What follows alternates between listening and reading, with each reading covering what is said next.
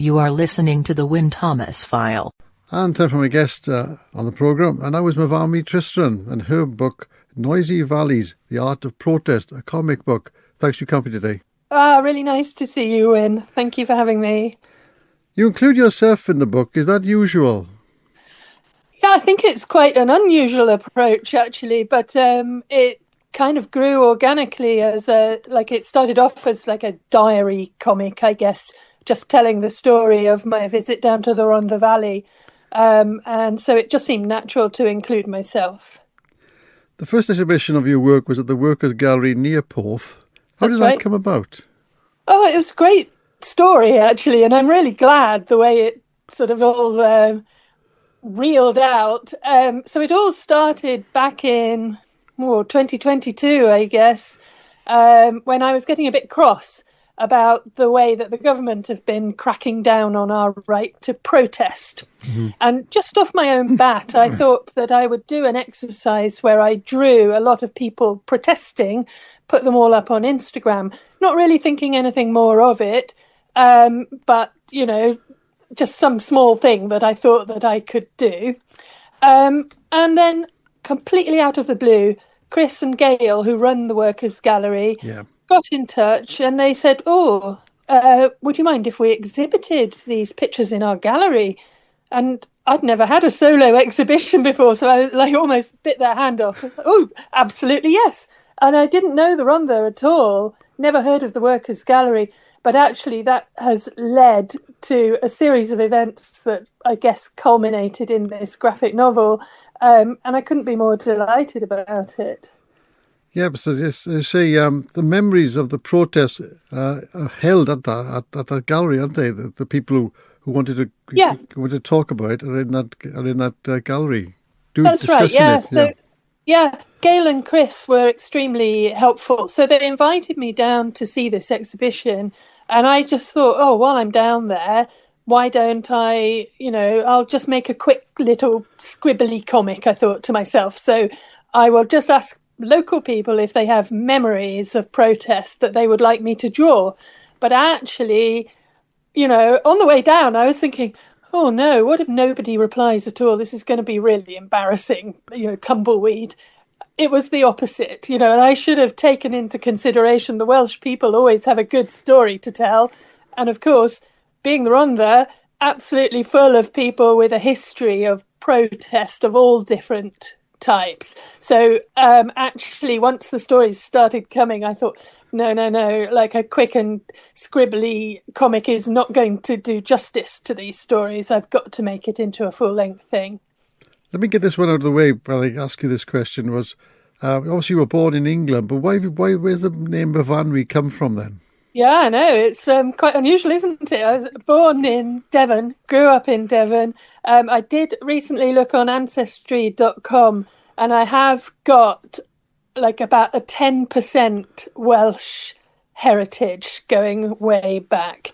Yeah. So actually, it's kind of snuck under the radar a little bit, and I do sometimes wonder whether the workers got in touch because they thought, here's a good Welsh person. Unfortunately, I can't claim proper heritage. So that's your parents' fault instead of giving you that name. Yeah, let's say. Okay. Yeah. Right, can we look at some of the characters in the book then? Is that okay? Yeah. We'll start with Katie Edwards, who was at Greenham Common and was arrested for being for things she did there. Yeah, incredible story. Every time I think about it, it gives me goosebumps, actually. And I have to say, all these people who shared their stories, it was so generous of them that I would sit down and listen to them, and then, of course, have to get their permission to draw it up and share it. She described herself as somebody who grew up sort of like right at the top end of the valley, quite sheltered, not incredibly progressive culture where she was growing up, I suppose. And then when she arrived at Greenham Common, she said her eyes just opened up to the way she described it was everything that a woman can be. So, there's not just one way of being a woman. She said she met people, on the one hand, were vicars' wives, but on the other hand, were like crusty hippies or, a Buddhist monk she met. Like every kind of woman there was, young and old, who had all come together with this one purpose, I suppose, of sort of standing up against this idea of nuclear weapons, which at the time was terrifying. I remember, I grew up in the 80s, maybe you remember as well. Mm-hmm. Yeah. And as a child, we were like, every time an aeroplane went past in the sky, we were like, oh, is this it? Is this assured destruction? So you can see why women in particular, and I think mothers, were gathering together and dedicating, like in Catherine's case, 2 years of her life she was in that camp. And as you say, getting arrested because to her there was nothing more important in the world. Yeah, yep. And then we move on to the schoolgirl striker, who was Maria Lalak, wanted to do O-level geography, wasn't allowed to, and did a sit-down strike in the classroom. Brilliant, Maria. Yeah, and I think this was like a great example of the big historic protests and the little personal ones. Just as interesting, in my view. So she was just a very stubborn schoolgirl, I think, she loved geography as a subject. And she was told that she couldn't do what in those days was the O-level. So I don't know if you remember, but there was like O-level was like the sort of, I don't want to say the proper exam, but like it was a higher level than the CSE, which was thought to be easier. Yeah, and she'd been put in the lower set, and she was so furious about this that she just sat down in the classroom and refused to move. And in the end, she got her way. So it just goes to show. Yeah. I mean, CSE was a bit of a con job, really, because it told you if you had a grade 1 in CSE, you had like a grade 6 in O-level. Yeah, that's it, yeah. Employees that's didn't the look, most you could get, yeah. Employees didn't look at it like that at all. Yeah. Now, I remember my brother was much older than me, and he came home with this blue badge once, and that was part of the Aldermaston protest for the ban the bomb. And again, the guy in the book is David Hearn, That's isn't he? it, David Hearn, yeah. And he was an Aldermaston, photographs taken at Aldermaston during the strike, wasn't he? He was involved in that.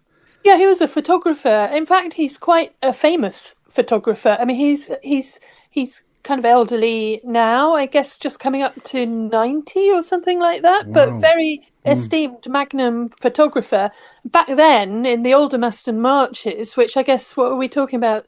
50s and 60s. Yes, he was just a young man. Yeah, 60s. Yeah, and he loved it. He for him it was just he would go and snap photographs of the Aldermaston marches and then sell them to all the newspapers around the world. Right. And he makes that sort of cheeky little point that he knew all the air hostesses in London. He's like, not just because they were very beautiful, but also because they could take my film, like my camera film, to magazines across Europe. Wow. Yes, indeed. Yeah, that was the ban the bomb thing in the 60s. Yeah.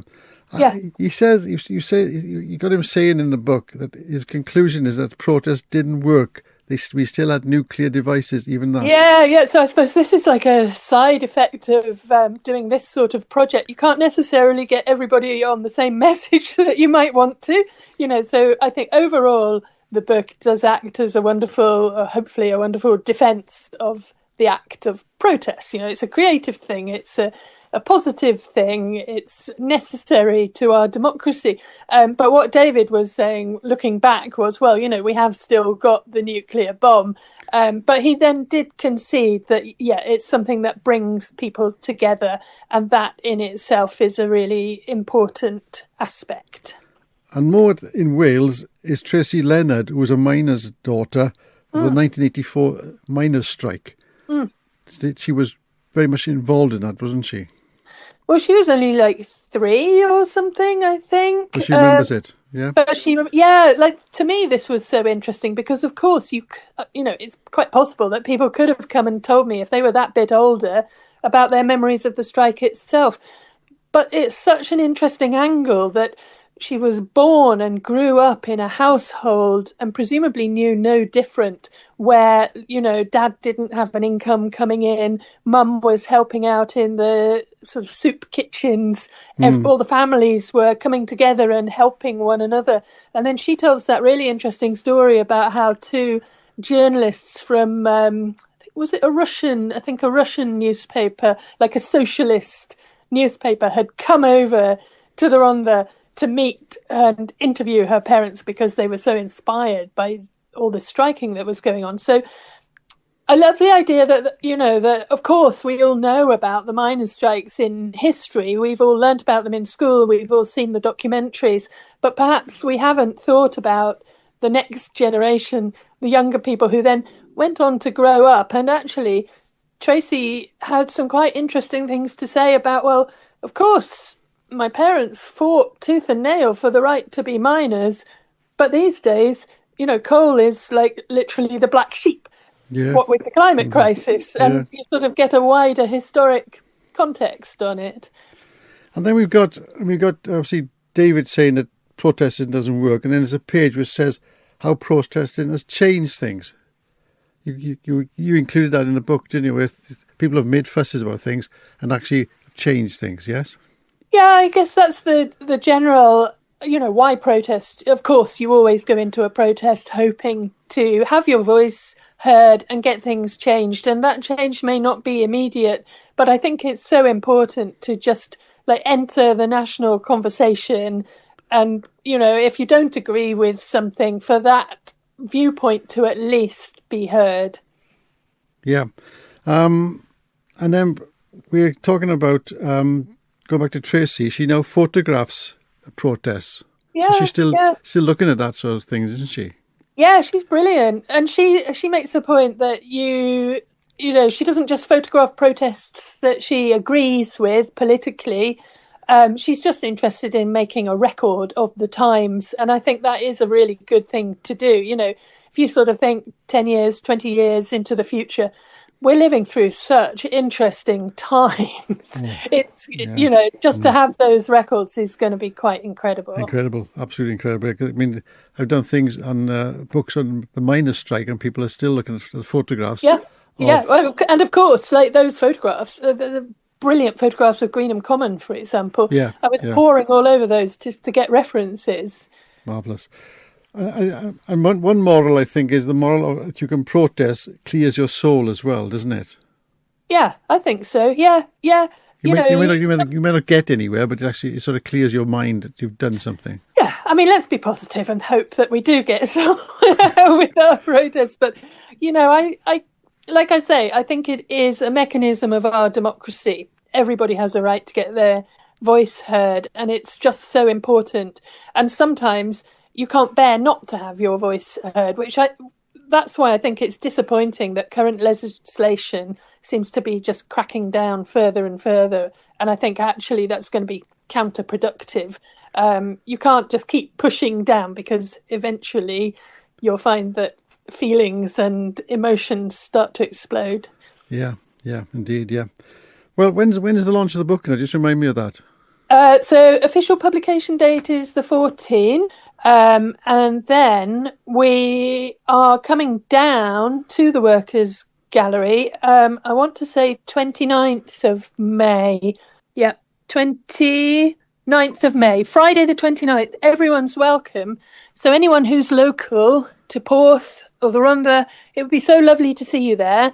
And some of the people featured in the book are going to be coming along as well and speaking a little bit.